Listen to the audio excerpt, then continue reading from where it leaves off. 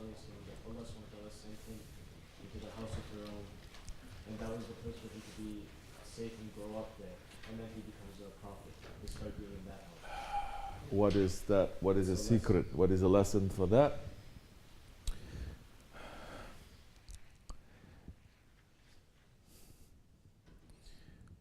So that Musa alayhi salam, later on, when he sees the Firaun and he calls the Firaun, he will know how to speak to the Firaun, and the Firaun will know who he is. Do you understand? You understand or you don't understand? It means that now this is not a complete stranger, although he is.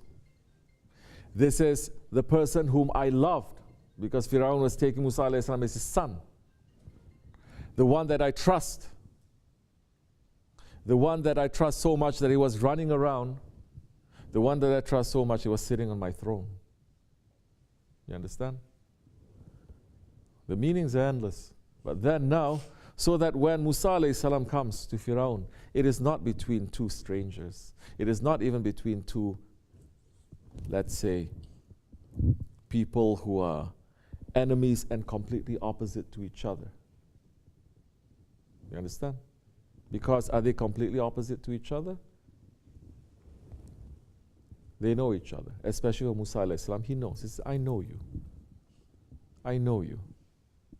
I grew up with you. I know you. I know everything here. I know what is in your heart. I know what is in my head. Stop all this. Musa alayhi salam was saying that to him. The Firaun was very stubborn. Arrogance is one thing, but his stubbornness is more. Namrud is more arrogant. But Firaun is just very stubborn, and Musa alayhi salam says, I know you. Which was why Allah subhanahu wa ta'ala told his prophet to speak softly to him. Speak to him that his heart will soften. Don't come at him hard like this. Speak to him softly. You understand? So that maybe he will understand. Because even when Musa alayhi salam is saying, I'm your greatest Lord, he himself knows he doesn't believe it. He himself doesn't believe it. He himself knows that there is an Allah. Whether you think, oh, where is it in the Quran, this or that? It is in the Quran. What did he say? He was going to declare Shahadat, believing in Allah and the Lord of Musa. You understand? He's very smart that way.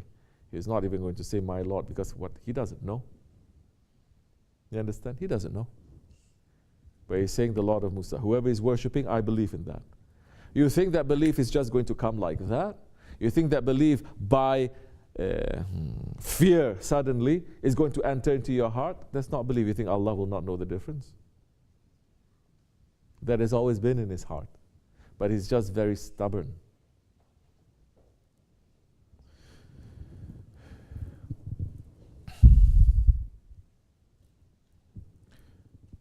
This is very important for people of the Ahir Zaman.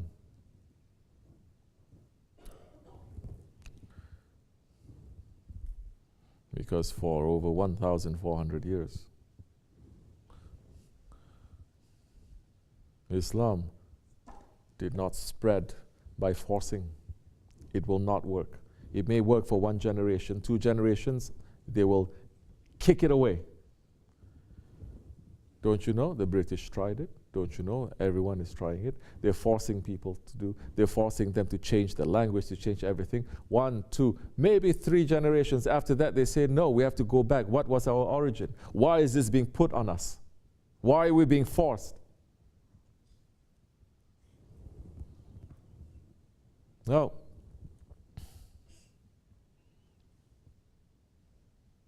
What happened? What made people to turn around?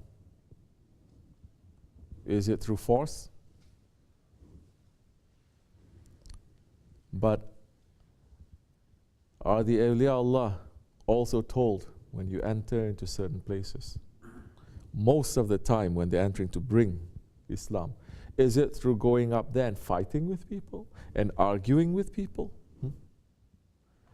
They say now, because they're standing in front of them, are these Firauns who are declaring lordship to themselves. They find one way or another to soften them, to soften their hearts, to take their hearts. This is how it spread. Wahhabism is trying to force. Is it working? No, it's not.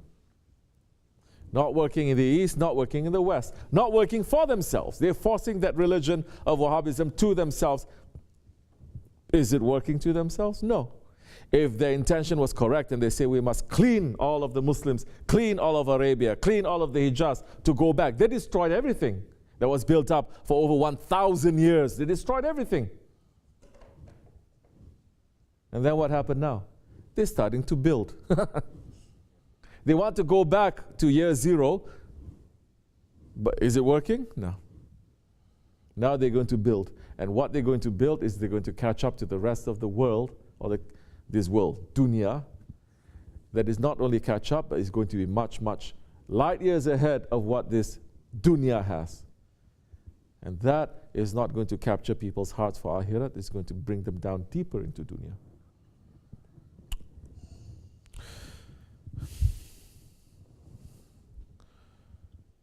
Never forget the Holy Prophet ﷺ.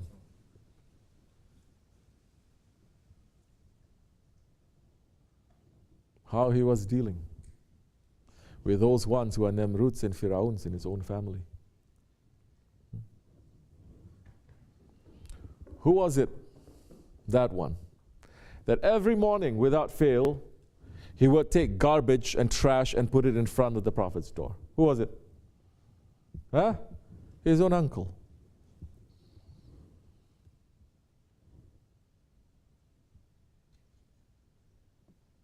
These stories, they are for fun.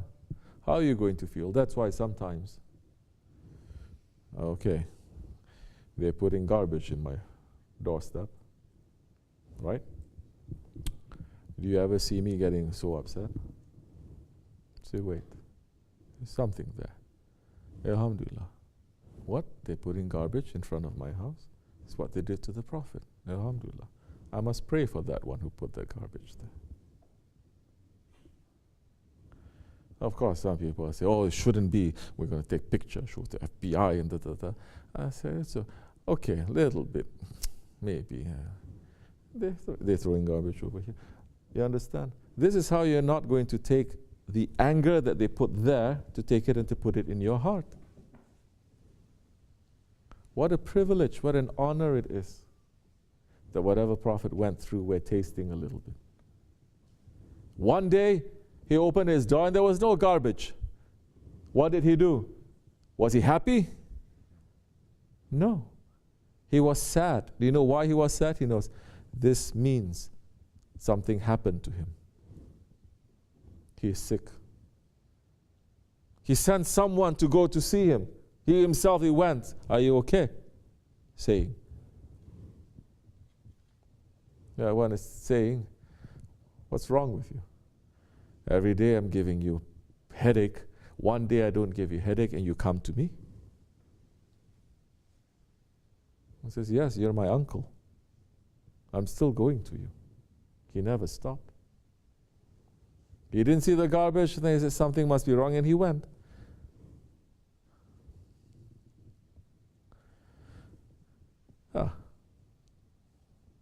That one was stubborn. Abu Lahab was like the Namrud and the Firaun, the arrogance that was there. But who are we following? Are we following Abu Lahab and Abu Jahl? Are we following Namrud? Are we following Firaun? Or are we trying to follow the prophets? So there is, let's say, a push and a pull with these things. Huh? You're saying something, how can someone put the garbage in there? Maybe you're pushed to be upset. But we're following awliya Allah. We're not following anything else or our ego. We must try to follow. Say, what would Shaykh Efendi do in this situation? How would he see this? What kind of sohbet he gave? How are we supposed to react? Then you're going to pull yourself back.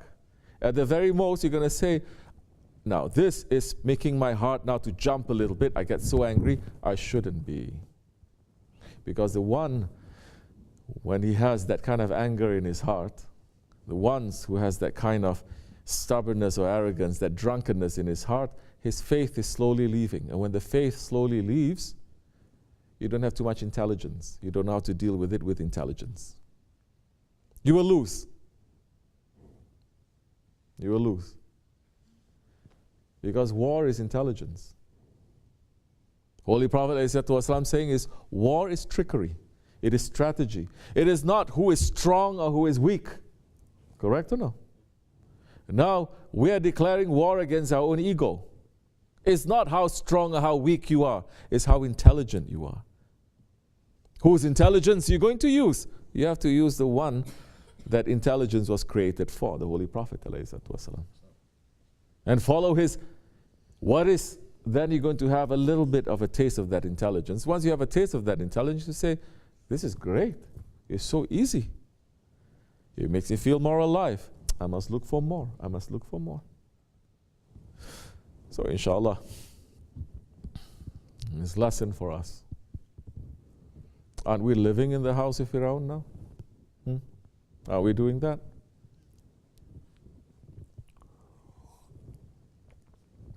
Then, like Musa alayhi salam, aren't we moving ourselves away from his house now to go somewhere in the wild wilderness?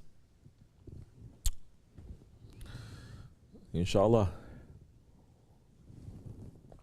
may it be pleasing to them. Fatiha.